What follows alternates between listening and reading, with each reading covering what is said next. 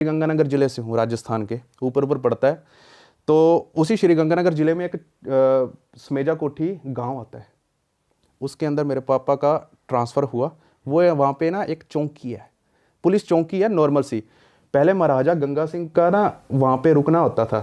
अच्छा। महाराजा गंगा सिंह वहाँ के राजा थे पहले, बहुत टाइम के वक्त की बात है। वहाँ उनकी हवेली थी या सिर्फ एक बैठने का स्थान था? जगह भी थी वहाँ पे, मोर भी हैं अभी भी। हमारे घर में आते होते थे उस वक्त क्वार्टर में, जिसमें क्वार्टर में रहते, छोटा सा क्वार्टर था, 2 कमरे थे, एक गैलरी सी थी, थोड़ी सी जगह थी टहलने के लिए, तो इतना सा ही था।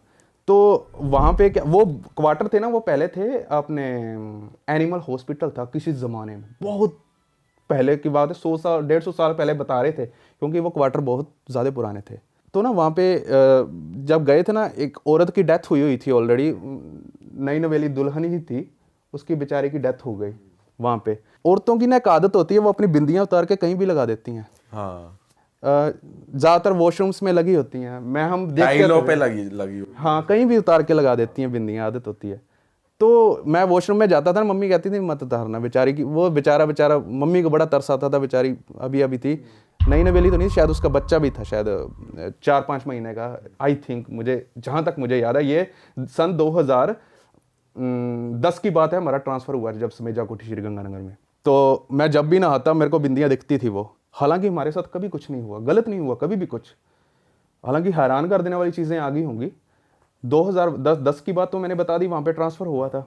2012 आता है, 20 अगस्त को मेरा जन्मदिन आता है। मेरा जन्मदिन था, तो अपने बचपन में क्या करते होते थे, शायद आपको भी पता होगा कि टॉफ़ीज़ होती थी ना, स्कूलों में लेकर बांट देते थे। आजकल के बच्चे शायद केक वगैरह काटते हैं, तब उतना क्रेज़ था नहीं, टॉफ़ीज़ वगैरह बांट देते होते थे। तो स्कूल में पैकेट लेकर गया, सभी को टॉफ़ीज़ वगैरह बांटी, इतना ही होता था, कोई केक वेक का कोई ज़माना नहीं था उस वक्त। जन्मदिन का वो दिन बीत गया, अगले दिन मैं स्कूल से घर आता हूँ, तब चाय होती थी, घर पे पहुँचते थे, बिस्किट वाला वो कौन लाए, बिस्किट मेन चीज़ है। तो मम्मी क्या करती थी, पैसे वैसे खर्च होते थे, तो मम्मी क्या करती थी, रोटी पे नमक और मिर्च लगा के ना, उसको ऐसे फोड़ करके गुच्छी सी बना के, तो वो चाय के साथ बड़ी टेस्टी लगती थी उस वक्त। ठीक है, जितना मिलता था उससे ही खुश थे हम। तो ऐसे खा रहा हूँ, अभी मम्मी को फ़ोन आता है गांव से, मेरी दादी का। बस मम्मी रोना स्टार्ट कर दी, फूट फूट के रोना स्टार्ट कर दी, साथ साथ कपड़े पैक कर रही है। मैं अभी मम्मी से पूछ रहा हूँ क्या हो गया, कह रहा दादाजी एक्सपायर हो गए आपके। वो मेरे सगे दादाजी थे। तो ऐसी ये वाली मौत मैंने ज़िंदगी में पहली बार अपने करीब से देखी है। और पापा उस वक्त पेट्रोलिंग करने गए हुए थे। मैंने एसएचओ साहब को कहा कि अंकल जी मेरे दादाजी एक्सपायर हो गए हैं, तो पापा को एक बार बुला दीजिए। तो वो पेट्रोलिंग वाली कार आई और गाड़ी आई सीधा घर पे, मम्मी उसी के अंदर बैठी, वो सीधा हमारे गांव गई। कम से कम 60 किलोमीटर दूर गांव है। हमारे पास डिस्कवर बाइक थी उस वक्त, एक ही बाइक थी घर में, 100 सीसी थी आई थिंक, मुझे याद है, अब तक याद है, बाद में तो खैर के बेच दी थी मैंने। वो बाइक ज़िंदगी में इतनी ज़्यादा, वो 95 तक मुझे लगता है इतनी चढ़ती है वो, मैंने इतनी स्पीड से चलाई, रास्ते में भगवान को गालियाँ देता आ रहा हूँ मैं, पूरे रास्ते भगवान को गालियाँ देता आ रहा हूँ कि इतना विश्वास किया, सारी चीज़ें हैं। अब वहाँ पे पहुँचे तो ना, अपने भगा तो लेते हैं बाइक, एक ना वाइब्रेशन अपने बॉडी में रह जाती है, मतलब हाथ भी ना ऐसे टच कर रहा हूँ, ऐसे लग रहा है स्प्रिंग, एक वाइब्रेशन नहीं होती बाइक की, ऐसे कर रहा हूँ, हाथ नहीं काम कर रहे, कुछ भी चीज़ पकड़ रहा हूँ ऐसे स्प्रिंग सा जैसे लग रहा है मेरे को हाथ में। मैंने दादाजी की लाश देखी आगे, मैं सुन्न हो गया। मैं ऐसे पास गया, मैंने दादा को देखा, पहली बार ऐसा हुआ ज़िंदगी में कि ज़्यादा सेवा नहीं कर पाया, क्योंकि पापा के ट्रांसफ़र के चक्करों में मेरा बेहोश हो गया, उधर ही सुन्न हो गया, ऐसे गिर गया, मेरे हाथ ऐसे मुड़ गए कि क्या हो गया। अब उधर दादा का प्रोग्राम करें या क्या करें, उसके बाद मेरे को उठा के उधर कूलर लगाया, पानी भरा उसके अंदर हाथों हाथ, गर्मियों का टाइम था, तो डॉक्टर आए, उन्होंने किया कि ब्लड प्रेशर बहुत ज़्यादा हाई हो चुका है। तो ये करते हुए दादाजी को ना फ्रीज़ में रखा हुआ था, क्योंकि फ़ौरन से किसी ने आना था दादाजी से, क्योंकि आखिरी बार फिर चीज़ें बताते हुए कुछ चीज़ें होती हैं मेरे को अब याद आ रही हैं ना, वो सारी चीज़ें मेरी तस्वीरें सामने चल रही हैं दिमाग के ऊपर। अब ये दादाजी का अंतिम संस्कार था, तो वो कह रहे थे मेरे को खेत में दफनाना, तो खेत में, दफनाना कह रहा हूँ, अंतिम संस्कार करना, तो खेत में ही अंतिम संस्कार किया। जब जैसे उसका बाद अखंड पाठ भी हमारे अखंड पाठ होता है, अखंड पाठ हुआ तो वापस उसी क्वार्टर में हम गए, जो समेजा कोठी का, वो श्रीगंगानगर का ज़िले का चौकी में, पुलिस चौकी में। तो मेरी मम्मी की तबीयत ख़राब बहुत ज़्यादा, ज़िंदगी में पहली बार ऐसी आज तक सही नहीं हुई है वहाँ से। मेरी मम्मी चीखे मारने लग गई। उसके बाद उठा के गवर्नमेंट हॉस्पिटल में लेके गए मेरी मम्मी को। मेरी मम्मी, मेरे को समझ नहीं आ रहा था ये मेरी मम्मी है कौन है। डॉक्टर को ऐसे पकड़ लिया, मतलब जैसे ना गला ही दबा देना, उसके कपड़े बटन तोड़ दिए उसके। मतलब मैं हैरान हो रहा हूँ। मेरे को, मैंने मम्मी के दोनों हाथ पकड़े, दलेर तो पहले दिन से थे, दादी ने बनाया था। मैंने जोर से ना नीचे लगा दिए, मम्मी की होया तनु की गल हो की। रोना भी आ रहा है उस वक्त मेरे को। तो ऐसे ऐसे करके हाथ में लगा रहा हूँ मम्मी के। बाद में आधे एक घंटे बाद होश आया। मैंने कहा ये चीज़ें हुई हैं। मम्मी ने, मेरे को नहीं पता ये चीज़ क्या हुआ क्या नहीं हुआ। बाद में पापा ने पता किया कि क्या हुआ, कह रहे भी कोई थी। अब हमें नहीं, आज हमें नहीं पता, बच्चों को नहीं बताई पापा ने आज तक क्या चीज़ थी वो। पर मेरे दादा की डेथ के बाद करीब 2 हफ्ते बाद जब अखंड पाठ हो गया, तो उसी क्वार्टर में जहाँ मैं कह रहा हूँ जिससे पहले औरत की डेथ हुई थी, हालांकि उससे हमारा कोई लेना देना नहीं था, वही बिंदियों वाली, कोई चक्कर ही नहीं था। आज तक कभी डिस्टर्ब नहीं हुए हम। मेरे को सपना आता है, ये भी डर गया था उस वक्त मेरा ब्रदर, बड़ा भाई भी। मेरे को सपना आता है, उसमें क्या है कि मेरे यहाँ पे त्रिशूल, अंदर किसी ने वही सेम चीज़ें जैसे नर्क में होती हैं चीज़ें, मेरे को पानी में टांगे मेरी डुबा रहा है, गर्म पानी तेज, पूरा तेज। ये सब सपने में हो रहा है? सपने में हो रहा है ये।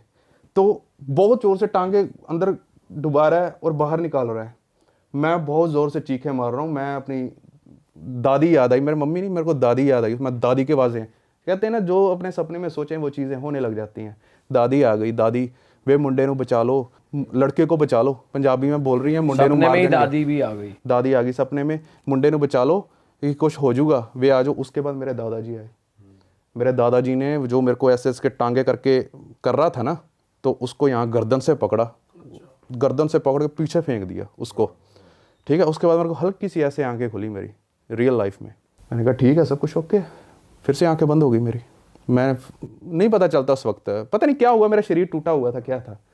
मैं फिर से सो गया, फिर से वही चीज़ें हो रही हैं। वो मेरे को इतना ज़्यादा टॉर्चर कर रही है वो चीज़, मेरे को आज भी ना समझ में आ रही है वो चीज़ें। मेरे टांगों को जोर जोर से गर्म पानी में वो धकेले जा रहा है बार बार वो इंसान, पता नहीं क्या था वो चीज़। मेरे को ना बहुत कोशिश की मैंने, ऊपर वाले का नाम शायद मन में लिया क्या है, नहीं तो मैंने शायद अपनी विल पावर से अपनी आंखें खोली, अपने जिस्म को चीज़ से छुड़वाया, मेरे को नहीं पता क्या हुआ। मैं उठ के मम्मी के पास जाता हूँ, रात का वक्त मुझे याद नहीं, आज तक ही नहीं पता मेरे को क्या वक्त था उस वक्त। मैं मम्मी के पास जाता हूँ, मैं मम्मी को कहता हूँ मम्मी मेरे आ गल होगी मेरे नाल, ये चीज़ें हो रही हैं मेरे साथ, ठीक है। मम्मी की, मैंने कहा भी ये करके मेरे को टांगे डुबो रहा है। बाद में मम्मी की नज़र मेरी टांगों पे गीली थी उस वक्त। मेरी ये बॉडी का ऊपर पार्ट कहीं भी कोई ना, मेरे को लगा पसीना होगा, मम्मी ने कपड़े तो कोई सब सूखा हुआ है, ये गीली और मेरा शरीर तप रहा है फुल बुखार से। अरे टांगे गिली और मेरे पैर छपते आ रहे हैं, मैं बाहर आ रहा हूँ, नंगे पैर ही आया था मैं। लेकिन जब आपको तो महसूस हो रहा होगा ना कि टांगे गीली हो गई हैं, फिर उस टाइम महसूस नहीं हो रहा था? कुछ नहीं, मैं तो सीधा मम्मी के पास गया था। मैंने कहा ऐसे करके चीज़ हो गई है। पापा भी उस वक्त थे। टांगे गीली, मेरा भी दिमाग हिल गया। मैंने कहा मैं तेरे को, आप जब सपने में से उठते हैं ना, ऐसे लगता है सारी चीज़ें सच्ची हैं।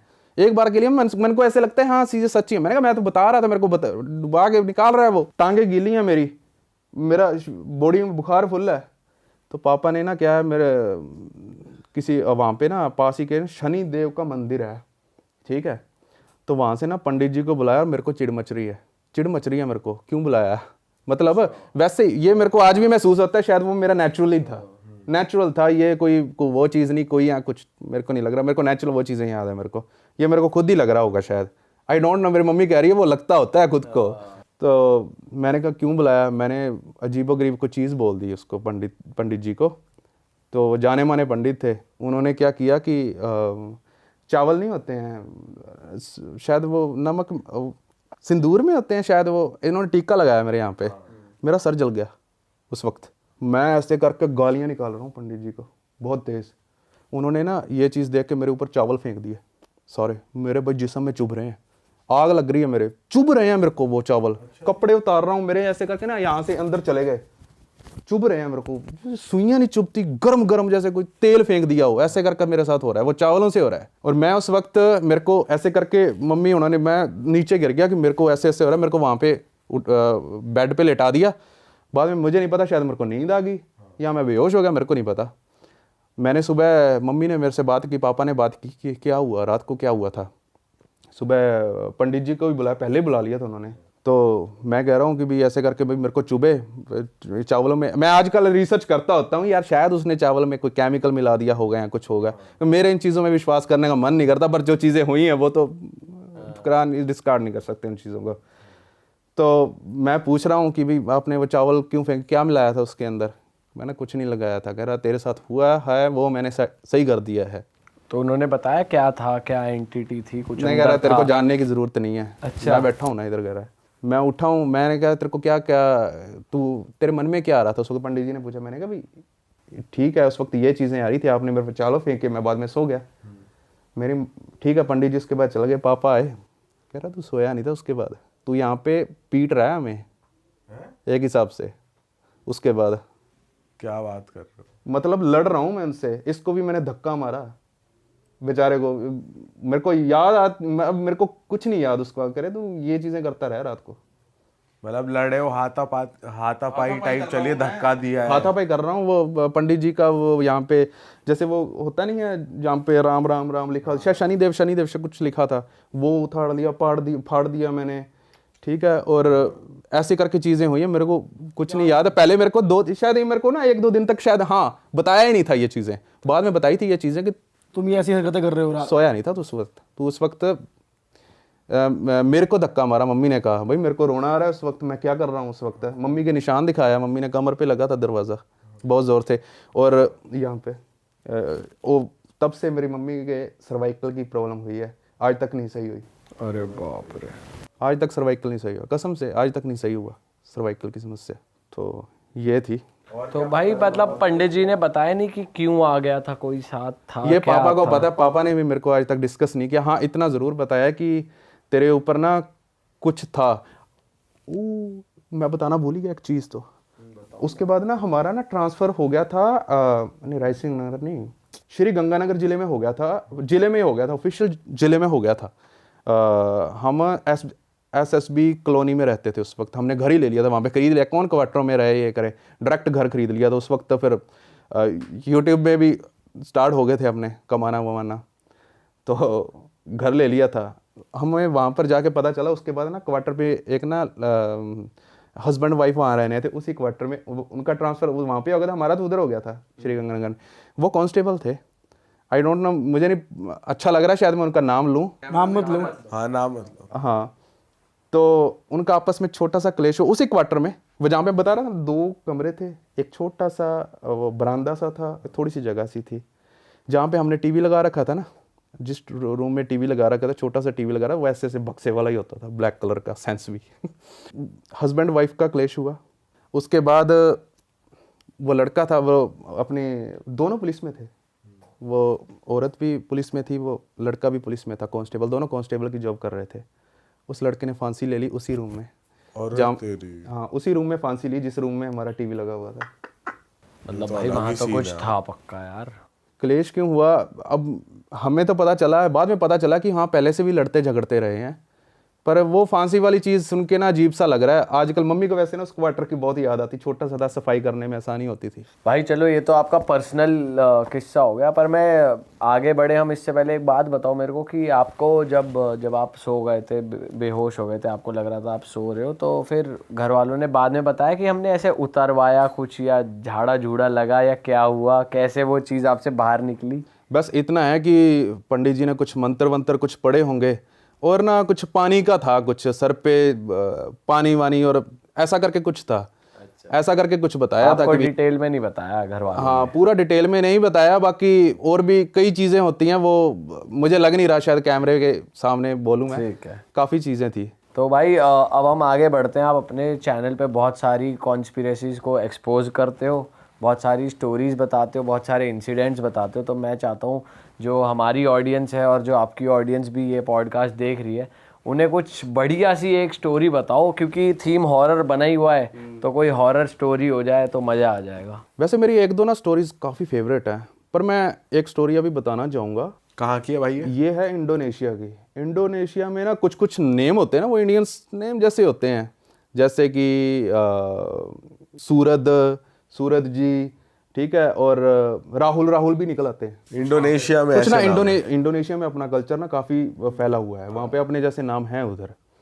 1997 की बात है, मुझे ढंग से डेट नहीं याद, तो 1997 लगा लेते हैं, उसी वक्त के अराउंड की, मतलब तब की बात है।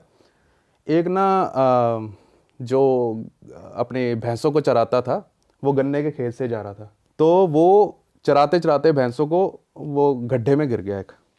उसने जब देखा उठ के कि ये मिट्टी थोड़ी सी अलग है, तो जब उसने उठ के देखा तो देख रहा है कि हाँ ये सच में अलग है, बाकी खेत की मिट्टी थोड़ी सी अलग दिख रही है पर ये वाली थोड़ी सी अलग है, पता नहीं क्यों। फिर उसके मन में आया चलो मैं देखता हूँ खोद के क्या है क्या नहीं, क्योंकि उसकी टांग भी कहीं पे ना टच हुई थी। तो फिर वो डर गया क्योंकि ना वो खेत उसका था नहीं। तो वो गांव में जाता है सरपंच के पास, तो सरपंच को कहता है कि ऐसे ऐसे करके हो गया, वहाँ पर एक अजीब सी मिट्टी है, पता नहीं उसमें क्या है क्या नहीं है। तो सरपंच और कुछ लोग वहाँ पे पहुँचते हैं, तो वो देखते हैं कि हाँ भाई मिट्टी तो अलग है, अजीब सी है। तो खोदने के लिए कुछ लाए तो है नहीं थी भाई, वो शवल वगैरह, शवल ही कहते हैं, शवल तो लाए नहीं वो साथ में। तो पास ही में एक लकड़ी पड़ी थी उनके पास, तो उन्होंने लकड़ी से खोदना शुरू किया। अब धीरे धीरे खोद रहे हैं, क्यूरियोसिटी बढ़ रही है उनकी, और धीरे धीरे नीचे जा रहे हैं, जैसे अब आपकी बढ़ रही है क्यूरियोसिटी, उसी तरह से उनकी भी क्यूरियोसिटी बढ़ रही थी। जब इस पर मैं रिसर्च कर रहा था मेरी भी बढ़ रही थी। तो आगे जाके उनकी जो लकड़ी का टुकड़ा है ना वो टच होता है कहीं पे, उन्हें लगता है कि हाँ ये चीज़ है, कुछ ना कुछ तो है। तो उन्हें थोड़ी थोड़ी स्मेल भी आनी शुरू हो गई थी, तो वो अपने हाथों से ना चीज़ों को हटा रहे थे, मिट्टी को हटा रहे थे। तो जो गांव वाले थे वो लगा लो कि भी इधर गांव है, इधर वो खोद रहा है, गांव वाले सारे इधर वाली साइड पे खड़े हैं। अब उन्होंने हाथों से जैसे ही हटानी शुरू की ना, तो एकदम से जो बंदा हटा रहा था ना, 4 बंदे, वो भाग के गांव वालों की तरफ भाग गए। अब आप पूछोगे निकला कहाँ वहाँ से, क्या निकला? तो वहाँ पे एक औरत का चेहरा, उसकी आंखें खुली हुई थी, वो गांव वालों की तरफ देख रही थी। और सिर्फ मुंडी है, मुंडी है यहाँ तक, हाँ मतलब गले तक था, वहाँ तक की खोदी थी, उसकी आंखें खुली हुई थी, वो गांव वालों को देख रही थी ऐसे, मतलब नजर नहीं हट रही थी, हिल कुछ नहीं, हिल नहीं रही थी वो, मतलब लाश थी और आंखें खुली हुई। हाँ एक हिसाब से हाँ लाश ही थी वो। हाँ तो गांव वालों ने फिर पुलिस वालों को बताया, क्योंकि भाई अपने आप तो कोई गड्ढा खोद के भाई उसके अंदर घुस तो जाएगा नहीं। आगे बढ़ने से पहले मैं आपको बता दूं कि इस स्टोरी को सुनने के बाद बहुत लोगों को थूकना बंद कर दोगे, अच्छा। बहुत सारे लोग। और ये स्टोरी एक ऐसी स्टोरी है जिसमें आप ऐसा समझ लो कि मरने वाला खुद अपना गड्ढा खोदता है और उसमें समा जाता है, ऐसे करके स्टोरी। हाँ, तो बात कर रहे थे कि पुलिस की, पुलिस आती है वहाँ पे, पुलिस अपनी इन्वेस्टिगेशन चालू करती है। तो इन्वेस्टिगेशन में उन्हें कुछ खास मिलता नहीं है, तो एक रिक्शे वाला पुलिस स्टेशन पहुँचता है। तो हाँ, मैं लड़की का नाम बता दूँ पहले मैं, वो उस लड़की इन्वेस्टिगेशन में पता चला उस लड़की का नाम था देवी। इंडियन नेम जैसा है, देवी, ऐसे हमारे देवी देवते होते हैं ऐसे कर, क्योंकि इंडियन कल्चर फैला हुआ है उधर, मैंने पहले ही बताया था आपको। तो देवी उस लड़की का नाम था। तो रिक्शे वाला पुलिस स्टेशन जाता है और बताता है कि ये लड़की जो देवी है, ये कल शाम के 6-7 बजे के आसपास ये मेरे उसी रिक्शे में थी। तो पुलिस कहती है आगे क्या हुआ, तो वो स्टोरी बताता है फिर क्या हुआ क्या आगे। वो कह रहा वो लड़की बैठी, मैंने उससे पूछा कि कहाँ जाना है मैडम, उसने कुछ नहीं बताया, बस हाथों से इशारा कर रही थी, लेफ्ट जाना है, राइट जाना है, लेफ्ट जाना है। तो फिर उसने पूछा कि आप एक बार बता दीजिए, मैं वहीं पे आपको छोड़ दूंगा। फिर उसने बताया नहीं, पर वो इशारों से बताती रही कि मेरे को इधर जाना है। लेकिन भाई वो कोई ना कोई, फिर तेरे को पता दिमाग ख़राब हो ही जाता है, आपको पता ही है। उसने रोका, उसने कहा मेरे को अभी बता दो नहीं तो मैं उतार रहा हूँ, कहाँ जाना है आपको। फिर उसने बताया मेरे को जाना है शामिन के पास। अब ये शामिन क्या चीज़ है, ये तांत्रिक। उसने कहा मेरे को ऐसे तांत्रिक के पास जाना है जो बीमारियां ठीक करता है। तो वो औरत जैसे ही वो रिक्शे वाला उसे ले जाता है तांत्रिक के पास जहाँ पे उसने छोड़ा। तो उसने पुलिस वालों को बताया कि मैंने इस औरत को यहीं पे छोड़ा था, लड़की को। तो पुलिस वहाँ पे पहुँचती है। पुलिस ने उस घर को चारों ओर से घेर लिया कि कहीं से भी साला मेरा फरार ना हो जाए कहीं से भी। तो पुलिस अंदर घुसती है। हालांकि हैरानी वाली बात थी कि वो शामिन वहीं पे बैठा था, वो तांत्रिक, वो कहीं भागा नहीं था। और उसकी घरवाली थी वहीं, वो भी दूसरे रूम में बैठी हुई थी। वो पुलिस वाले अब उसको तस्वीर दिखाते हैं कि ये लड़की है, इसका नाम है देवी। ये क्या तेरे पास आई थी कल नहीं परसों, जो कुछ दिनों के बाद ही पता चला था, आई थी। कह रहा ना मैं तो जानता नहीं, मैंने पहली बार आपसे ये ऐसा नाम सुना है और मैंने कभी नहीं मिला इससे। तो ऐसे हुआ भाई। तो पुलिस ने घर की तलाशी लेनी शुरू की। तो वहाँ पर उन्हें, क्योंकि उसके माँ बाप देवी के साथ थे ना, उनके पुलिस वालों के, तो तलाशी ली। तो उसके माँ बाप ने बता दिया ये देवी का है। कुछ सामान था, ठीक है, कुछ पर्सनल सामान होगा। तो पुलिस ने पकड़ लिया उसको गर्दन से। जब चूतड़ कूटे गए उसके तो उसने सब कुछ बकना स्टार्ट कर दिया। उसने कहा आप देवी की बात कर रहे हो, देवी की बात कर रहे हो? मैंने सैकड़ों लड़कियों को इसी तरह गन्ने के खेतों में गाड़ा हुआ है, आप देवी की बात कर रहे हो? तो पुलिस वाले हैरान। जब उसको शामिन को बिठाकर वो ले जा रहे थे जहाँ पे वो कह रहा था कि मैंने यहाँ पे गाड़ी हुई है, पुलिस ने अंदाज़ा लगाया चलो 30-40 लड़कियाँ होंगी, ज़्यादा से ज़्यादा 50 लड़कियाँ होंगी, हमें इतनी की खोदनी है। तो आप अंदाज़ा लगाओ वहाँ पे, अब मैं आपको चीज़ बताता हूँ, वहाँ पे लाशों का कब्रिस्तान बना दिया था उस बंदे ने। अरे ऐसे कितनी लाशें थी? पता ही नहीं भाई, आज तक कुछ अभी भी कुछ लोग कहते हैं कि वो पूरी तरह से पुलिस खोज नहीं पाई। अब आपको चीज़ बताता हूँ, कम से कम बताया जाता है, जब मैंने रिसर्च किया था, करीब 150 से 200 बंदा खुदाई कर रहा था वहाँ की, उस जगह की, और हज़ारों लोग थे वहाँ पे। तो इतनी सैकड़ों लाशें मिली, मतलब पूरा का पूरा गांव वहाँ पे गाड़ दिया उस बंदे ने, औरतों का। फिर बाद में पता चला कि वो क्यों कर रहा था, क्या कर रहा था? अब आते हैं कि उसने क्यों किया। जब उसको कोर्ट के ट्रायल पर लेकर जाया गया तो फिर उसने बताया कि उन्हें उसने भाई साहब ने ऐसा क्यों किया। उसको ना अपने पिता का सपना आता है, जब वो जवानी में था। उसका पिता उसको कहता है कि तेरे को क्या करना है, तेरे को 72 लड़कियों का, ठीक है 72 तो छोड़ो, उसने तो पता नहीं कितने की कर दी थी, तेरे को 72 लड़कियों का थूक पीना है, सलाइवा, और तू अगर ये करेगा तो तू अमर हो जाएगा। अरे ये सपने में आके उसका डैड कहते हैं उससे। डैड कहते हैं उससे। और ये सपना जब वो उठता है, उसने सोचा कि यार ये तो सपना ही है, बट वो सपना इतना रियलिस्टिक था भाई, उसको सच में विश्वास हो गया था कि ये रियल है, फेक नहीं है ये कोई। तो क्योंकि सपना ही रियलिस्टिक था, तो अब उसके बस में क्या थी, तो उसने एक, अब थूक कैसे निकाले, मेन यहाँ पे रखती है कि भी थूक कैसे निकाले लड़की के मुंह से, अब आते जाते किसी के मुंह से थूक थोड़ा निकाल सकते हैं। तो उसने कहा, उसने एक अफवाह फैलानी शुरू कर दी। एक गांव के पास वो रहने लगा, वहीं 1997 में इंडोनेशिया में।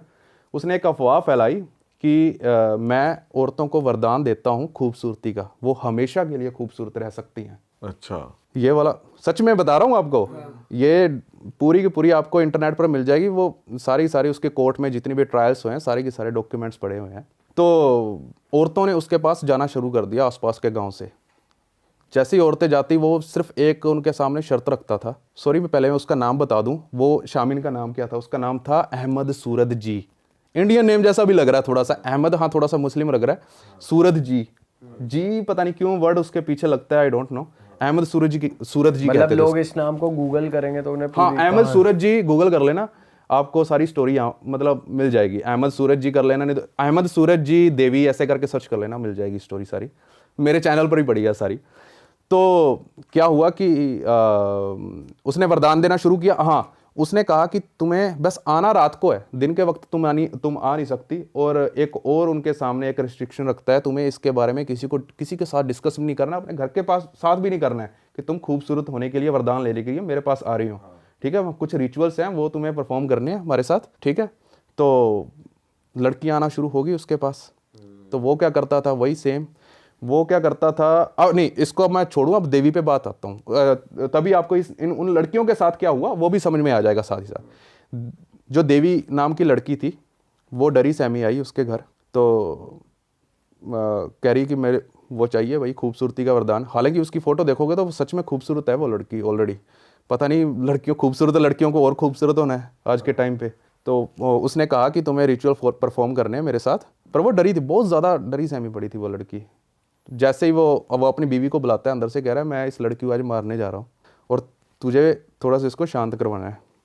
तो उसकी बीवी आई वहाँ पे, उसने उसको शांत किया कि यहाँ पे सैकड़ों लड़कियाँ आती हैं, सब डरी होती हैं नॉर्मल, बाद में वो यहाँ से खूबसूरत होकर निकलती हैं वरदान लेके, तुम भी हमारा साथ दो, हो जाएंगी, ठीक है। सबसे पहले तो देवी क्या करती है, उन्हें वो फीस लेता है वो शामिन, जो भी है साड़ा तांत्रिक, 20 से 25 हज़ार के अराउंड होगा, तो वो फीस लेता था। इतनी फीस लेके अब उसकी बीवी ने उसको मना लिया देवी को रिचुअल्स करने के लिए, जो भी है उनके रिवाज थे। अब वो जो अहमद सूरत जी है जो तांत्रिक है, वो उसे कहता है कि तुम्हें ये अब यहाँ पे जो सारे कर लिए हमने, जितने भी चीज़ें करनी थी, अब तुम्हें बाहर जाना है हमारे साथ, प्रथा कोई होगी ये करने के लिए। जाना भी है गन्ने के खेतों में। अब वो यहाँ पे और डर गई, तो उसकी बीवी कहती है शामिल की कि तांत्रिक की कि चलो मैं चलती हूँ तुम्हारे साथ, ऐसे डरो मत। वो हाथ पकड़ के उसका साथ साथ चल रही है। जैसे ही वो अपनी लोकेशन पर पहुँचते हैं तो एक शवल होती है उसके पास, वहाँ पर शवल पता नहीं पहले से पड़ी थी। तो वो कहता है देवी को चलो इसमें खड्डा खोदना चालू कर। वो एक बार तो डरती है कि पता नहीं क्यों खुदवा रहे हैं, चलो फिर भी वो बेचारी जैसे तैसे अगर गड्ढा खोदने के लगी। जब कमर तक आ गया होगा शायद गड्ढा उसका, पता नहीं पेट तक आ गया था, तो जैसे ही उसने गड्ढा खोद के, जैसे ही वो कहती है कि हाँ मैंने जितना आपने बताया मैंने उतना गड्ढा खोद लिया है। अब क्या करता है कि उसकी बीवी उसको बुलाती है, मेरी बात सुनो ध्यान से। पीछे से वो तांत्रिक आता है, तार नहीं होती है जो, पीछे से गले से इतना घोट देता है उसका, इतनी ज़ोर से दबाता है उसकी आवाज़ भी नहीं निकलती, मर जाती है ऑन स्पॉट। तो फिर वो जब मर जाती है, वो बाकी औरतों के साथ भी ऐसा ही करता था जैसे अब मैं देवी का केस बता रहा हूँ। वो एक उसके लड़की के मुंह से चम्मच से थूक बाहर निकालता था, तो उसे पानी के गिलास में मिला के और उसको पीता था। और ये तार वाली होती थी कांटों वाली या फिर नॉर्मल तार? नॉर्मल तार, जैसे अपने कोई भी कह लें, जैसे पहले अपने कपड़ों को सुखाते नहीं थे जैसे, अच्छा। नॉर्मल। तो उस तार से मारा था उसको, और सभी लड़कियों के साथ ही ऐसा किया उसने। बताओ। फिर उसका थूक पीने के बाद, हाँ एक और चीज़ है, हाँ सारी लड़कियों के साथ उसने ऐसा ही किया। एक और चीज़ उसने बाद में उसको जो मिट्टी है ना, वो शुक्र है कि वो देवी की लाश के ऊपर गिरा था वो बंदा, वो क्योंकि ताज़ा ताज़ा मिट्टी थी, पता चल गया वो किसान को, पहले वाले को, तो ये सारी स्टोरी सामने निकल कर आ गई। अब मैं आपको एक हैरान कर देने वाली बात बता रहा हूँ। जितनी भी औरतें मरी थी ना, उसने गाड़ी थी वहाँ पे, वो उन लड़कियों का फेस अपने घर की ओर पॉइंट करके रखता था और उनकी आंखों की पुतलियाँ खोल के, बंद नहीं करता था, उनकी आंखों की पुतलियाँ ज़बरदस्ती खोलता था और उनका फेस अपने घर की ओर रखता था कि वो मेरे घर को देखें। और देखें क्यों? उसे ऐसा लगता था कि इससे मेरी शक्तियाँ और भी ज़्यादा मतलब पावरफुल हो जाऊंगा मैं, उसे ऐसा लगता था। बाप रे, तो बड़ा साला पागल। ये तो कोई साइको तो ही फिर है। इसके केस का वो वर्डिक्ट अब आया? बताता हूँ। उससे उसकी जो वाइफ थी अहमद सूरज जी तो साले को लगाने का मन नहीं कर रहा मेरे को, अहमद जो भी है सूरज, वो उसकी वाइफ को तो उम्र कैद की सज़ा होगी क्योंकि उसने साथ दिया। और जो ये अहमद था तांत्रिक, इसको गोलियों से छन्नी कर दिया गया था। अच्छा। उसकी फोटोज अभी भी इंटरनेट पर पड़ी हैं, शायद नहीं, हाँ पड़ी हैं, ठीक है। उसकी फोटोज अभी भी हैं इंटरनेट पर, उसको गोलियों से छन्नी कर दिया गया था इंडोनेशिया में। बताओ। बहुत पता नहीं, अच्छी सजा मिली है। बहुत तगड़ी सज़ा मिली थी उसे, पर मुझे तो लग रहा है कि ये भी सज़ा थोड़ी सी कमज़ोर सी दे दी है, एकदम से बंदा ख़त्म हो गया, क्या फ़ायदा, उसे तगड़ी सी सज़ा देनी चाहिए थी। वो साइको वाइको हो गया था, उसके सपने अपने की चीज़ें बिलीव कर रहा है। बताओ, तुम उसके फादर कह रहे हैं तुम थूक पियो, ये हो जाओगे वो हो जाओगे। 72 का कहा, पता नहीं उसने कितने की थूक पी ले। उसे कह रहा अभी भी अमर नहीं हो रहा हूँ, उम्र बढ़ रही है मेरी। जान से क्यों मार रहा है? जान से मार दे रहा है, बता यार क्या सीन है। अब थूक कैसे निकाले, उसके दिमाग में ये चल रहा है क्योंकि जान से मारने के बाद ही थूक निकाल सकता हूँ मैं इनका। बताओ, पहली प्रक्रिया में ही गिलास में थुकवा थुकवा दे, लेता। ये बोल दे थूक दो तुम सुंदर हो जाओगे, ये प्रक्रिया का और पार्ट है। पी जा।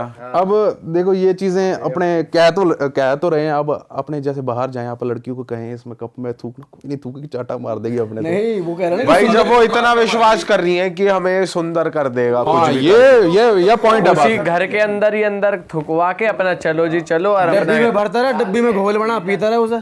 ये बात में पॉइंट है भाई। या तो पापा ने कुछ और भी कहा होगा सपने में कि बेटा मार ही दियो, फिर जिसका भी देखो उसने थूक जैसे जैसा कोर्ट में बताया ना कि ये हुआ, तो शायद हो सकता है कोर्ट वालों ने भी ये पूछा हो भाई तुम रिचुअल करा रहे वहां पे तो लेता। पहली बात सोचो उसे कोर्ट में याद आया कि अरे हाँ यार ये भी तो कर सकता था मैं कोर्ट में। अब उसको हमने बता दिया ये, अब तो बेचारा चल मर गया वो तो।